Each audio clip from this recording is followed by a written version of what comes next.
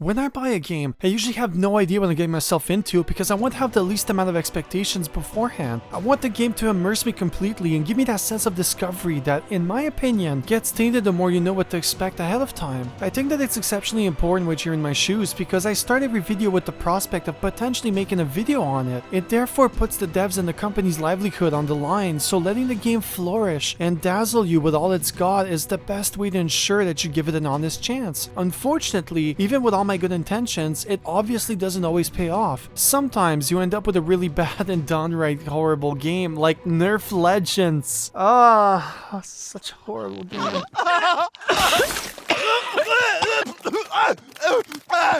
Moving on, sometimes you end up with a very mediocre game like Oxide Room 104 or Daymare 1994, and on very rare occasions, you end up playing a game that exceeds everything that you would have possibly dreamed of. It felt this way when I played Martha is Dead for the first time. I also felt this way with Madison, and that's exactly how I feel about Ad Infinitum. Without sugarcoating it, me and my best friend and spouse genuinely fell in love with this game. It's a disturbingly beautiful art piece where every minor detail is weighed and meticulously added into the experience. The final product is the game that masterfully combines the shell shock of war and how the cost is then paid by the loved ones for the rest of their lives. It's a story that encourages reflection and one that becomes satisfying to piece together the further you get into it, which, combined with its amazing soundtrack and award-winning sound effects, creates one of the most immersive games that has ever come out on the market. I'm genuinely impressed that this was the passion project of only 2 devs, and as long as you're ready to live with the shortcomings that entails, I think that you should totally experience it no matter what cost you end up getting it.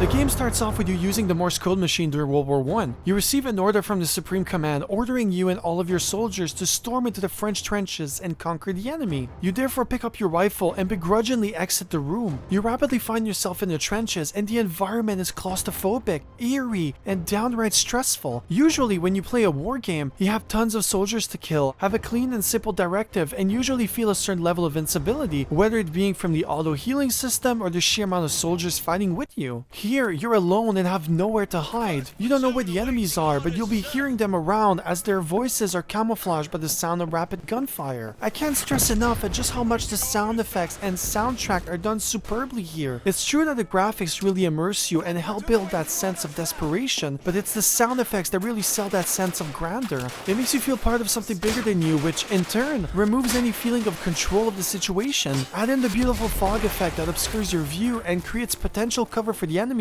and it's impossible not to be impressed by the way these devs merge the visual and subjective horror of war. Then, just to hammer in its concepts even further, you exit the trenches and the horror levels up, putting you in the bigger environment that feels even more claustrophobic as one false step might make you slip into some barbed wire. Here are a few unedited seconds of the game just so you may get a sense of what I'm talking about here. We'll show you.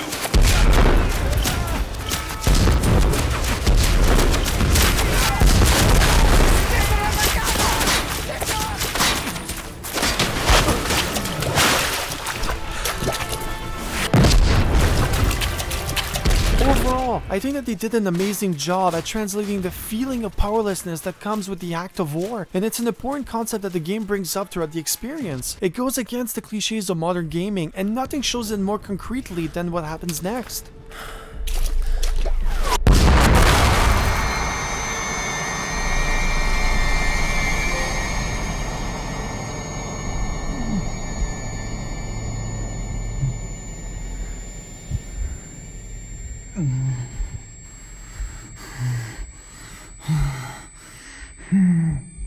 The game makes sure to destroy any sense of heroism that the player may feel by showing you that you're not playing as anyone special. Death is a real possibility here, and no unique treatment is given, even if you're the omnipresent god controlling a character in these difficult times. The Fallout franchise popularized the quote, War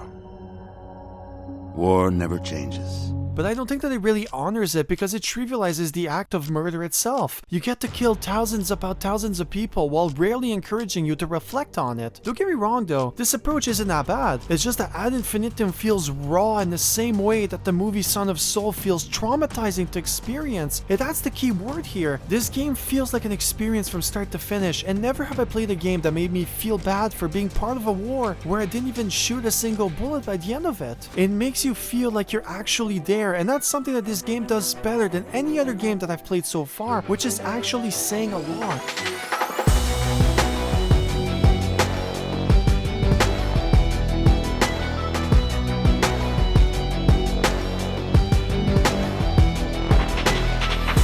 Contrary to what I made it sound so far, the whole game isn't just about you running through the trenches. There are actually 3 chapters in the game, and each are split into 2 very distinct acts. The first part starts you off in the family home, where you have to run around and complete puzzles that somehow relate to the main figure of the chapter. Word of warning though, because this game puts a story in the front center, it's actually quite impossible to talk about it without actually getting to spoilers. So what I'm gonna do is that I'm gonna vaguely talk about the first chapter of the game in a way that I think would respect the source material and won't hinder your sense of discovery if you do decide to pick it up. If that's actually too much for you, you may actually go to the following timestamp where I talk about the gameplay and the shortcomings that come with this kind of game. With all that said, the first chapter sees you awaken in the room that's probably yours, but as we saw our character die on the battlefield, we're not entirely sure whom we're playing as. We exit the room and start exploring the beautiful mansion that paradoxically feels lived in and abandoned at the same time. You'll essentially be going through room by room trying to figure out what you're supposed to do while reading all the notes that cross your path. There are actually 3 types of documents that you can find in this game. The first category isn't voice acted and therefore serves to build the general context surrounding the game. The second group is indeed voice acted and it always contains some important information that relates to the immediate situation. Lastly, there are also documents that the main protagonist removes from the area and places it in his inventory. Those directly correlate with the puzzles in hand, and sometimes you'll find those documents even before finding what the puzzle is. It's therefore pretty cool that the game saves the 2 to 3 that are actually important, instead of having you read all 30 of them in order to find which one you actually need. While we're on the subject, the game has so many of these documents placed almost randomly around the map that it could discourage some players for sure. Although, as most of them are voice acted, it becomes easier to digest and get immersed in it. Additionally, I do like the voice acting here. It does sometimes go over the overacting territory, but I found myself not minding it in general, which is saying much as I had to go through a lot of awful voice acting this year.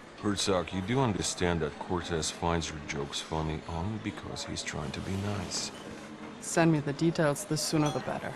This approach to storytelling also has a secondary effect, which is that we get to understand what motivates the characters of the story and whom they are before we even get to solve a puzzle that concerns them. Take the first one for example, where I have to unlock a music orchestra machine in order to fix it before activating it. In any other game, we would have asked to complete the puzzle without really thinking about it, as it's the symbolism of the act that matters the most. In this case though, it's that and much more, because we get to learn where the machine came from and why it's here. We learn that the father was an important father figure in the military, for example, and that the mother despised it because she sees it as the embodiment of her misery. It only makes sense that once we activated it and the music starts playing, we get to enter a room and find out that she's been trying to resurrect her son, which naturally brings us to our second puzzle. In other words, you'll never have to do anything complex in order to progress the story. Usually, you just have to interpret a document or 2 while searching the detailed environment to find the item that you need. This might make the game seem like a huge fetch quest simulator, and to a certain extent I do agree. But the reality is that, because everything has real tangible in-game value, it never really feels that way. This is what I meant in my Damer 1994 review when I accused it of poorly using its documents in-game in order to flesh out its story. Every document in Ad Infinitum either fleshes out a puzzle that you'll have to complete, or a person that will matter either in the current chapter or the next one. It's that attention to detail which is hard to nail because it requires a lot of time, effort, and passion to make it happen, and I strongly believe that other devs should analyze how they did it here when they're making their own game. I never felt as if they added something just for the sake of adding stuff. Even those I picked up that ended up not being as intriguing ended up building the global narrative, which itself was intriguing to say the least. If I had to represent this level of detail with one visual cue, it would actually be this one. Just look at these plants! Look at how every leaf looks organic and how the composition of the leaf changes the further you get to the tip. I just love how the shape of the trunk isn't even uniform on the tree. It looks so naturally distorted that my girlfriend's reaction when seeing this was,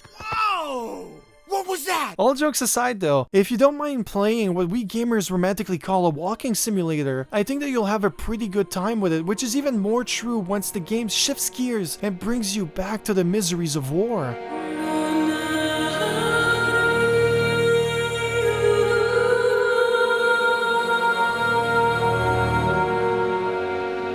The second half of the game will see you roaming through the long corridors while absorbing the thick atmosphere that defines the environment. All 3 times that you visit the trenches have a different atmosphere to them, with the first one being my favorite as it gave me some solid Silent Hill vibes. There's a sense of mystery that englobes the air, creating a scene that makes you unsure if you're reliving a tangible past or if you're actually in some form of purgatory. This idea is further hammered in with the deceased bodies scattered around you, with all of them containing a dog tag that you can pick up as the game's main collectible. Then, once you get used to the environment, the devs always find a way to mix it up by, in this case, adding a beautiful church in the distance. It gives the scene a distinctively dreamy vibe that I find genuinely seductive. This was one of the many times where I decided to stop and admire the scenery. I was fully immersed in the scene that they created, and it got me excited to explore it further on, which in turn got me to the first enemy of the game. Unlike what you might expect, this game doesn't have a combat system. Instead, you're supposed to avoid the enemy or find a way to distract them, which I think works well with the concepts that the game has going for itself. The game is strongly going for that feeling of powerlessness that comes with taking part of such a traumatic event, so having you murder a bunch of creatures would have diminished that concept from the player's point of view. Plus, this makes the creatures a lot scarier because there's nothing that you can do but avoid them. This also usually means that the games that take part in this kind of gameplay become frustrating and repetitive and challenging, as failing a stealth sequence will often end up with the player restarting the whole encounter. Luckily for us though, that's actually not the case here. The devs really got the timing right by creating creatures that are fast and challenging, but are still slightly slower than you. It's tuned in a way where if you run in a straight line, they will be hot on your trail but won't be able to catch you. However, if you turn around to look, they will latch onto you. It also only works once, so inevitably removes the frustration that this system usually creates, while allowing you to feel the pressure of the situation. Although, running away from the monster is rarely the best option, as avoiding it or distracting it is always a lot safer and more rewarding in the long run. Take the first enemy for example, called the Hunger. They're blind and therefore attracted to sound, so you can indeed push your luck and try to crawl around them. They're easy to avoid, but it doesn't make the task smoother, as the sound design is the best that I've heard in a very long time. It does a lot of the heavy lifting here, creating an enemy that feels scarier than it actually is. And that's saying a lot because I find their design perfect in every way. It looks unsettling and humanoid enough that I don't see it as a monster, but as a perversion of mankind. It reminds me of the Holocaust victims from World War II, which unsettles me in a deeper way than most horror games released as of late. At one point, you'll get to an area where there'll be so many of them blocking your way, which obviously removes the stealth option. You'll therefore be forced to change your tactic and attract them somehow. Well, luckily for us, there's a siren that we can activate in order to distract them long enough for us to give them a slip, creating a very tense moment that's pretty memorable if I do say so myself. Overall, it's nothing new, but it's executed really well, which brings me to the complaint that I'd never imagined would actually be a thing, like ever. And it's that all enemies are actually underutilized. The game is made in a way where every enemy appears a handful of times, and I do mean it quite literally, before replacing them with another enemy that acts in a similar but distinct way. It keeps the game fresh and always evolving, which is really impressive. Nothing outstays its welcome, and the enemy design is so cool and creepy that I generally wouldn't have minded if they were more in the game. Just to prove my point, here's the cutscene that actually introduces the boss of this first chapter, and just take a look at how cool it looks.